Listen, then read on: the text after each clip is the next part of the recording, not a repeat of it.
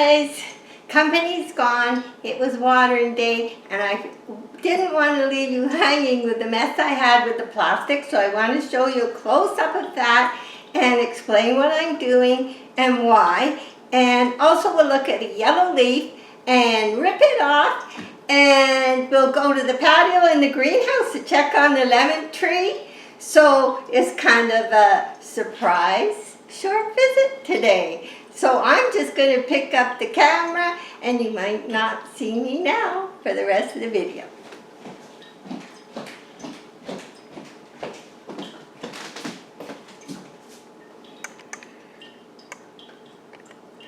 Okay, so I'm going to show you this better after the video with the strange occurrence, me trying to cover it. It's an experiment, and I got an old tomato cage and brought it in, and I remembered I had that plasticky wrapping paper, so I just taped it to the tomato cage, and I had to bend the legs up so it wasn't too high, because I don't want to do the flower and I still want air and light, so this is perfect. But I mist in there often because I'm just seeing, well, it gets used to bark after being so soaked in the moss, if just misting and giving it a little extra humidity for the next while helps. So I'm going to leave it on the counter here and see how that goes. And I've left an opening on the other side. I'll show you when we go around. And excuse me, the fountain is the one we're giving away very soon. I ran it yesterday and I'm running it today to make sure everything is perfect before we get ready, and very, very, very soon gonna send this off. So everything's just being watered, and I always do the little babies last, so they're sitting here kind of drying off a bit. And this is what I want to deal with now. It's going to be interesting how, what do I do? Set the camera on my shoulder. Okay, just a minute. We'll hug it. So, let me just get this, whoops. I need a cameraman. Anyone want to volunteer? Okay, I'm just going to start this and we'll show it piece by piece. So it just got watered. And what I'm trying to do is just split this about down the center of the leaf. But I kind of have to do it a bit at a time. I want you to see right in here. So I'm getting down, and it is low. So I'll just kind of finish ripping that down. Now I'd love to just get this in. I'd have to hang it from the ceiling. So just let me stand this here, and I'm sorry for the bumps and wiggles. So there. So I'm just going to rip that down, and then I'm going to try and pull down on it. And I didn't get it because it was getting a little dry. So what you have to do then, and this one was sitting quite low, is go in there with a piece of pliers and pull that extra little brown spot off.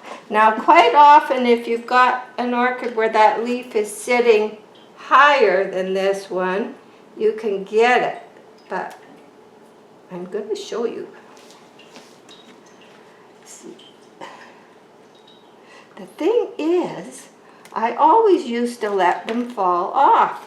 And then I found out they get dry and hard, or if they're in the soil, oh here, I can show you, and this is just a piece of it. Look, all kinds of stuff gets in there, and also new roots grow better without this. Gets drier and harder the longer you wait to take it off. So I have learned, and this one was sitting down a little deep, and I'm going to show you in there. I've still got to get the other side, but I'll do that after.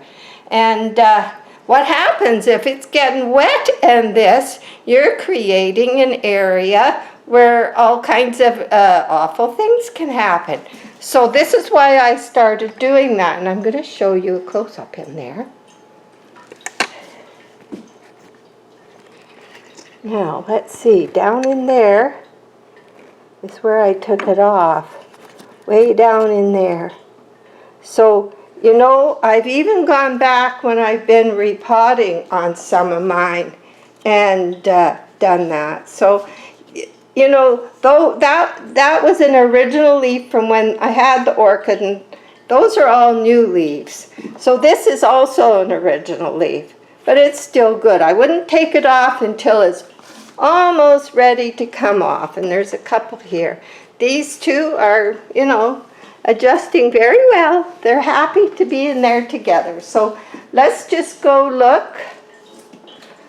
Okay, everything's happy, they're watered. I just shut all our windows. We're expecting probably it's going to be like upper 30s. So I did leave an opening, and it's near the mister. So the mister, you can see, it is getting in there, but you see it more like if you had a little fan, it would mist it all around. And I've got the ceiling fan on, so this opens, and what I'm doing maybe even probably 4 times a day and at night, because these leaves will transpire at night. And it's an experiment, and with a big pot it is a little more awkward, but with smaller pots it would be easy to do, and it's leaving air space and light, but it's also keeping a little extra humidity because the bark is drier when you first use it, and even though you've soaked it. So this way I plan on watering this twice a week, and also I have the humidity mist in there. So everything is looking fine up here. Oh. Okay.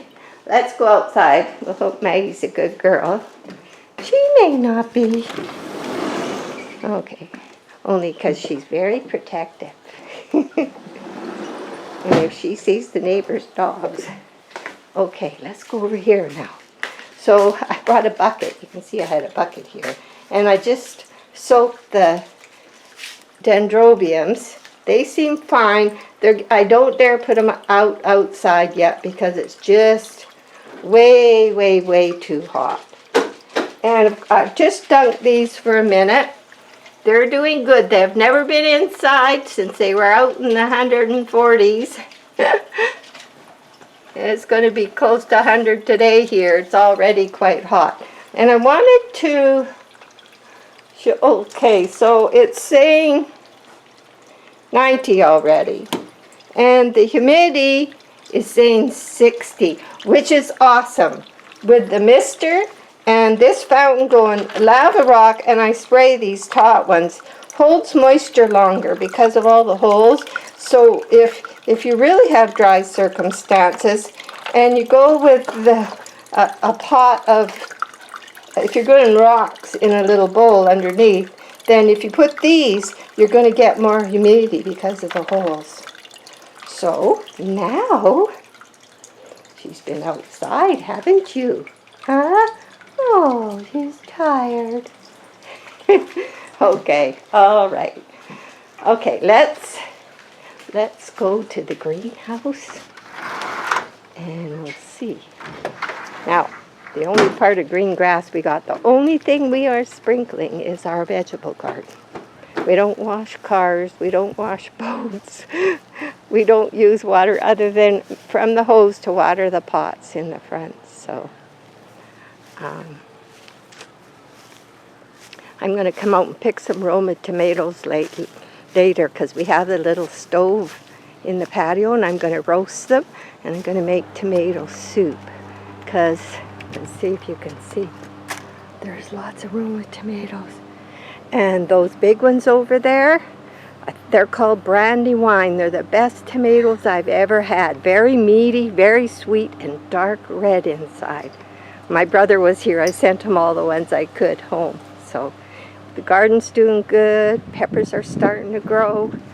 So I got some nice cabbages hid way over there. You probably can't see it because I fermented the one. So, okay, let's go peek at the... Okay, look at this, blue sky. We had our windows open last night, so it might be hot. The other not so good thing is we do have a breeze. Not good for the fires, but we're thankful for the fresh air. So, I'm going to go in the greenhouse. Now, I got garlic drying, so it's here, and you have to kind of got a few onions drying. You have to kind of go by. But look, remember when the lemon tree was leafless? I'm so happy. That was this Garden Pro evergreen and citrus, and we know with our orchids nitrogen is good for leaves, so it's pushing the 30-10-10. So lemon pitcher there. So it definitely worked, and lots of new growth coming, so quite happy about that. And orange trees hung in pretty good, surprisingly. So we'll go back out. Very hot in here. Whew. Okay. Now I want to take you around the back here. This is kind of a quick visit. I just felt bad leaving you kind of hung with the awful mess I had with the plastic, but I have an idea, and it's worth a try. Anything is worth a try, because I love the bark and I don't want to change that. And if you go to the community channel, I uploaded a video there with somebody just using bark, and you should see the roots on those orchids. So I have a few things that have been in the shade here, and they're doing okay. And then I have zucchini, so I run out from the kitchen and I just pick one for dinner. I did plant fresh lettuce, and I think it's starting to come up. Yeah, I see some start of it in here too. So we have lettuce for fall, and this is Swiss chard, so I just run out and chop that off, and it's ready for dinner. And this is spinach, and I'm trying tiger nuts to make tiger nut flour, and it's a very invasive plant, so it's in a pot. It's kind of pretty. And then you pull it up and you take all the peanuts off. They're tiger nuts, they call them. You make a flour out of them, dry them, and apparently if you put the plant back in the dirt, it will keep growing. So hopeful for that. So I brought my last bucket of water that from doing the orchids out here, and this is one of the leaves that got too much sun, but this is about as shady as I can get here. So, but I can't believe the burn is at least staying back on these. The amaryllis, they've kept their leaves a long time this year. So seeing we're here, we might as well go up here, have one last look. And I thought, oh, I had to share this with you guys. So I was embarrassed. I looked at the video and I thought, oh dear. Are you coming up, Pumpkin? Come on. There, she hates those stairs. She won't go down if it's too hot. Okay, let's look. Okay. You can see the tops of the trees are kind of blowing in the breeze a bit. So we do have a slight breeze, comes a little more. It's going to be very, very hot for the next week. We're going to be near 100, one side or the other. You can see a little bit of town way over there. See if I can get close. Yeah.